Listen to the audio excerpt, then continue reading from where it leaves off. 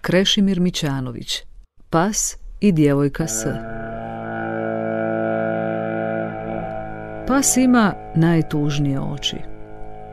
Poznajem djevojku S, koja ima oči kao pas.